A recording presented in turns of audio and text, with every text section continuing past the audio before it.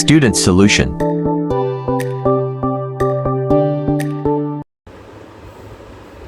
बिस्मिल्लाहिर्रहमानिर्रहीम। अल्लाहुम्मा सल्लि अला मुहम्मदिन व आले मुहम्मद व अज्जिल फ़रजहुम। अस्सलामु अलैकुम स्टूडेंट्स, क्या हाल हैं? उम्मीद है आप सब ठीक होंगे। स्टूडेंट्स, आज हम बात करेंगे unit number 1 simple harmonic motion के अंदर क्वेश्चन नंबर 7 की। लास्ट वीडियो में हमने क्वेश्चन नंबर 1 से 6 तक इनका सोल्यूशन लिया था। अभी हम आज बात करेंगे क्वेश्चन नंबर 7, 8, 9 और 10 की। तो यहाँ पे स्टूडेंट्स हम स्टार्ट करते हैं क्वेश्चन नंबर 7।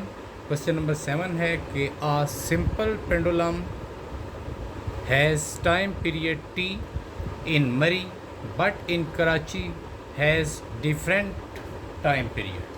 तो यहाँ पे हम देखेंगे कि एक सिंपल पेंडुलम है हमारे पास, उसका टाइम पीरियड कोई भी वैल्यू है उसको समथिंग टी इन द मरी but in Karachi it has different time period. यहाँ पे हम स्टूडेंट्स जो ये कैपिटल टी ले रहे हैं, ये यहाँ पे थोड़ा शॉर्ट हमारे पास बोर्ड पे जगह कम है तो हम कैपिटल टी लेंगे टाइम पीरियड के लिए। सेम इसी तरह से फ्रीक्वेंसी स्मॉल हम लेंगे एफ़ के लिए। तो स्टूडेंट्स, हमारा क्वेश्चन है कि हमारे पास एक सिंपल पेंडुलम है जिसका टाइम पीरियड टी है मरी के अंदर, लेकिन कराची के अंदर उसका जो टाइम पीरियड है वो डिफरेंट है उस टाइम पीरियड से। How would you make its time period same as it was in Murree. आप कराची के अंदर एक सिंपल पेंडुलम के ऊपर एक्सपेरिमेंट करते हैं, यानी उसकी जो लेंथ है, जो थ्रेड की लेंथ है स्ट्रिंग की, वहीं अगर मरी के अंदर भी हम उतनी ही लेंथ लेते हैं तो मरी में जो उसका टाइम पीरियड होगा वो डिफरेंट होगा, लेकिन कराची के अंदर डिफरेंट होगा। तो ऐसा क्यों होता है स्टूडेंट्स? हम तफसील के साथ इसकी बात करेंगे। पहले हम थोड़ा सा इसके अंदर फार्मूले को देखते हैं टाइम पीरियड की, क्योंकि हम बात करेंगे। तो यहाँ पे स्टूडेंट्स हम जानते हैं कि since the time period of simple pendulum is given by the formula t is equal to 2 pi under root L by g. ये फार्मूला है स्टूडेंट्स हमारे पास, t is equal to 2 pi under root L by g, और which show, ये show कर रहा है यहाँ पे देखें टाइम पीरियड डायरेक्टली प्रोपोर्शनल है लेंथ के, यानी जितनी ज़्यादा हमारे पास स्ट्रिंग की थ्रेड की लेंथ होगी टाइम पीरियड भी उतना ही ज़्यादा होगा। दूसरी बात इसके अंदर कि टाइम पीरियड इन्वर्सली प्रोपोर्शनल है ग्रेविटी के, ग्रेविटेशनल एक्सेलरेशन के। अगर ग्रेविटेशनल एक्सेलरेशन, ग्रेविटी की वैल्यू हमारे पास कम होगी तो टाइम पीरियड ज़्यादा होगा। अब स्टूडेंट्स हम जाते हैं क्वेश्चन में कि देखें हमें कहा गया है कि एक टाइम पे सिंपल पेंडुलम है, उसका टाइम पीरियड डिफरेंट कैसे है मरी में और कराची में। देखें मेन क्या डिफरेंस है, क्यों टाइम पीरियड डिफरेंट होता है। तो स्टूडेंट्स, अगर हम सी लेवल से मरी को देखें तो मरी सी लेवल से तकरीबन 2 किलोमीटर, यानी कि जिसको आप कह सकते हैं कि 2000 मीटर, तकरीबन 2 किलोमीटर मरी सी लेवल से ऊंचा है।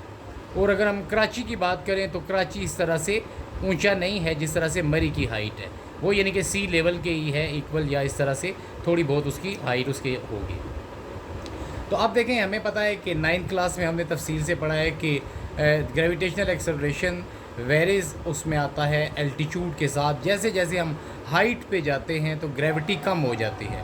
जैसे आप देखें चांद पे हम जाते हैं तो वहाँ पे ग्रेविटी 1.6 रह जाती है, जबकि ज़मीन पर ग्रेविटेशनल एक्सेलरेशन की जो वैल्यू है स्टूडेंट्स वो तकरीबन 9.8 है।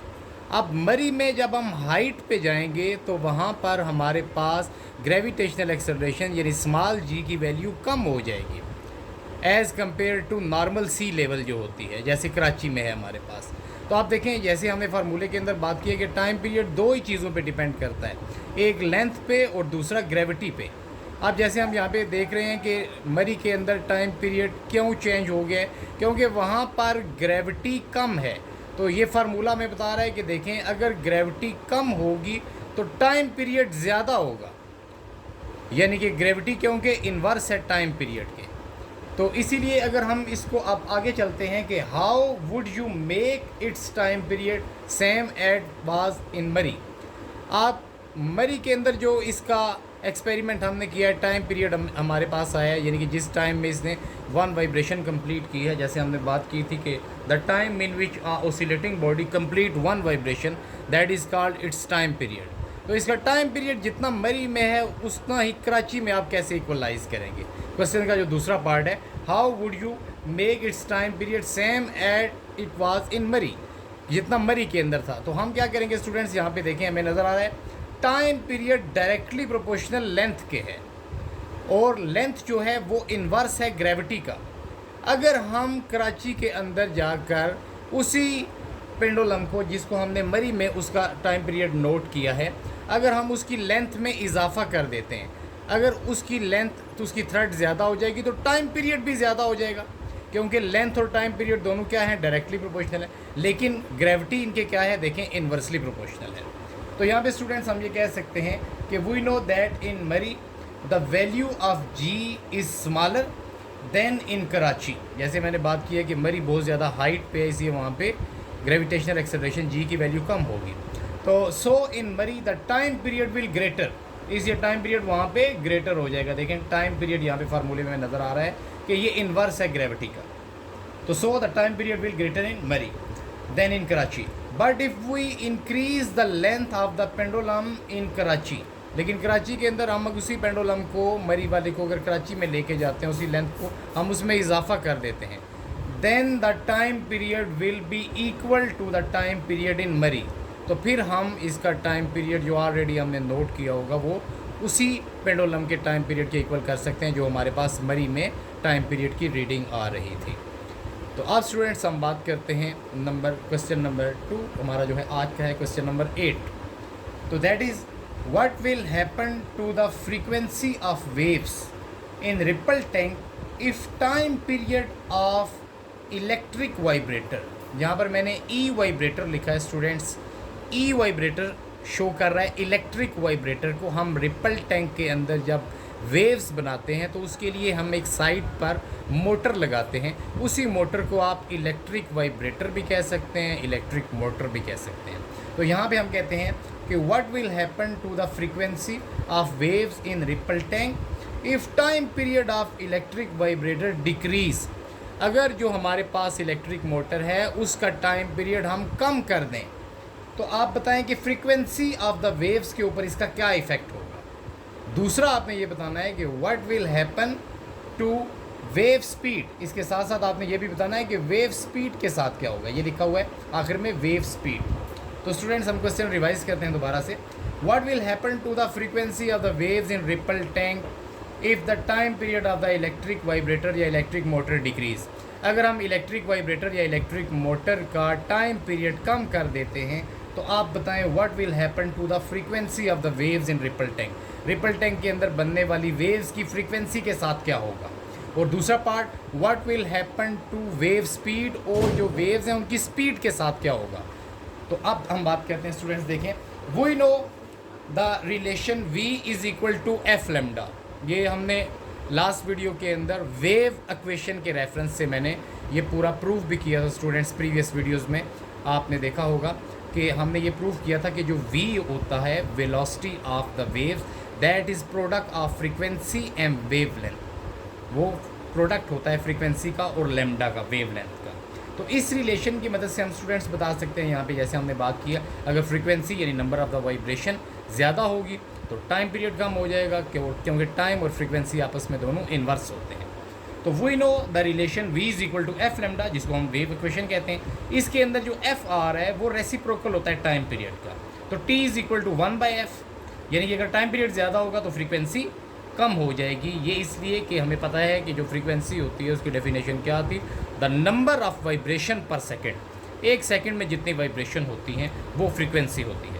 तो हम अगर इस रिलेशन की मदद से लें कि v is equal to F lambda है और इसके अंदर जो f आ रहा है वो रेसिप्रोकल है टाइम पीरियड का, तो this show that when t will decrease, जब t की वैल्यू को हम कम करेंगे, देन f शो कर रहा है फ्रीक्वेंसी को, विल इंक्रीज, तो फ्रीक्वेंसी क्या हो जाएगी, बढ़ जाएगी। हमें क्या कहा गया था कि what will happen to the frequency of the waves in ripple tank if the time period of the electric vibrator decrease. Time period को अगर कम करोगे तो क्या होगा। तो हमने बात की है कि टाइम पीरियड फ्रीक्वेंसी का इन्वर्स होता है। दिस शो, ये फार्मूला जो है, this show that when t will decrease, अगर हम t की वैल्यू को कम कर देंगे, then frequency will be increase, तो फ्रीक्वेंसी ज़्यादा हो जाएगी। इसी तरह से स्टूडेंट्स हमें दूसरा पार्ट कहा गया है कि what will happen to wave speed, wave speed के साथ क्या होगा। आल्सो इट शोज़, यही फार्मूला देखें शो कर रहा है कि that the time period is inversely proportional to the speed, कि टाइम पीरियड भी इनवर्सली प्रोपोर्शनल है स्पीड के। क्यों? क्योंकि देखिए ये v स्पीड है स्टूडेंट्स हमारे पास, ये f है, लेकिन f की वैल्यू अगर हम पुट करेंगे वो 1/t आ जाएगा। 1/t का मतलब है कि t इनवर्स में आ गया है स्पीड के। तो इससे हम ये शो कर सकते हैं कि also it shows that time period is inversely proportional to the speed, which show that by increase in t, अगर हम टाइम पीरियड को ज़्यादा कर देंगे that will increase in frequency. तो इसी तरह से अगर हम टाइम पीरियड को डिक्रीज कर देंगे, कम कर देंगे, तो that will increase in frequency, तो इससे फ्रीक्वेंसी में इजाफा हो जाएगा। तो ये स्टूडेंट्स हमारा जो क्वेश्चन नंबर 8 है, सिंपल इसमें दो ही बातें आपसे पूछी गई हैं कि अगर आप इलेक्ट्रिक मोटर की वाइब्रेटर के टाइम पीरियड को कम कर देंगे तो उससे क्या होगा। तो यहाँ पे देखें ये टाइम पीरियड है, ये कम करेंगे तो फ्रीक्वेंसी कम हो जाएगी। और दूसरा, अगर यहीं हम फ्रीक्वेंसी की वैल्यू यहाँ पे भी पुट करेंगे वो 1/t t इनवर्स आ जाएगा v के, तो स्पीड भी इसके कम करने से ज़्यादा हो जाएगी। यानी ये दोनों चीज़ें इसके इन्वर्सली प्रोपोर्शनल। नेक्स्ट वीडियो में स्टूडेंट्स हम बात करेंगे इंशाल्लाह न्यूमेरिकल प्रॉब्लम्स की भी, और अभी इंशाल्लाह हम यहाँ पे लेते हैं क्वेश्चन नंबर 9 और 10। स्टूडेंट्स अभी हम बात करेंगे क्वेश्चन नंबर 9 की। क्वेश्चन नंबर 9 है हमारा, why do water waves refract at the boundary of shallow and deep water in ripple tank. हम देखते हैं कि रिपल टैंक के अंदर जब हम इलेक्ट्रिक वाइब्रेटर से वाटर वेव्स बनाते हैं, तो वाटर वेव्स जब डीप और शैलो वाटर यानी कि कम गहराई वाले और गहराई वाले पानी की बाउंड्री पर पहुंचती हैं, यानी कम गहराई से गहराई में या गहराई से कम गहराई वाले में जिस वक्त वो इंटर होती हैं तो वो रिफ्रैक्ट हो जाती हैं। ऐसा क्यों होता है? तो स्टूडेंट्स सबसे पहले हम रिफ्रैक्ट या रिफ्रैक्शन की बात करते हैं। हमने जो प्रॉपर्टीज़ ऑफ वेव्स पढ़ी थी, रिफ्लेक्शन और डिफ्रैक्शन, उसके साथ साथ हमने रिफ्रैक्शन की बात की थी। बेसिकली रिफ्रैक्शन क्या है? The bending of the waves when they enter from one medium to other. जब वेव्स एक मीडियम से दूसरे मीडियम में इंटर होती हैं तो वो बेंड हो जाती हैं। This bending is called refraction. अब यहाँ पे हमारा क्वेश्चन है, why do water wave refract. Water waves के अंदर रिफ्रैक्शन क्यों होती है, वो क्यों बेंड होती हैं? At the boundary of the shallow and deep water, eight the boundary of shallow and deep water, यानी वो बाउंड्री जहाँ से गहराई से हम कम गहराई की तरफ जाते हैं या कम गहराई से गहराई वाले पानी में जाते हैं। शैलो से डीप में जाएं, कम गहरे से गहरे में या गहरे से कम गहरे में, वहाँ पर वेव्स रिपल टैंक के अंदर वाटर वेव्स क्यों रिफ्रैक्ट होती हैं? तो स्टूडेंट्स इसकी वजह क्या है मेन देखें। Water waves refract at the boundary of shallow and deep water due to the change in speed, क्योंकि जैसे ही वेव्स कम गहराई से गहराई वाले पानी में स्टूडेंट्स इंटर होती हैं तो याद रखें उनकी स्पीड चेंज हो जाती है, उनकी स्पीड में इजाफा हो जाता है। जैसे ही हम देखते हैं कि पानी की वेव्स, जब वाटर वेव्स गहरे पानी के अंदर इंटर होती हैं कम गहराई से, शैलो से डीप में, उनकी स्पीड में इजाफा हो जाता है। और जैसे ही उनकी स्पीड में इजाफा होगा, हमने जैसे वेव इक्वेशन के अंदर बात की थी कि v is equal to F lambda, v is equal to F lambda. तो यह हमें देखें जब v उनकी स्पीड में इजाफा होगा तो उसके साथ साथ लेमडा क्या था हमारे पास? वेव लेंथ, उनकी वेव लेंथ में भी इजाफा हो जाएगा।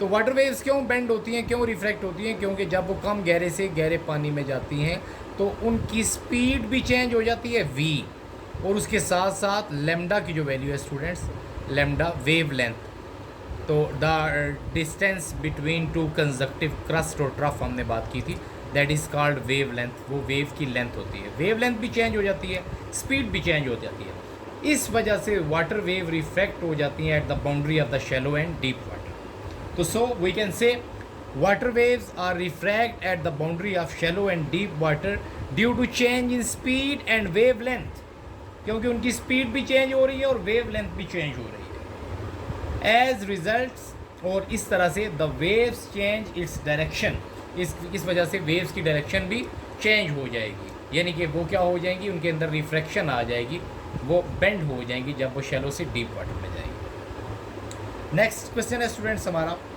Under what conditions are the waves diffract the most.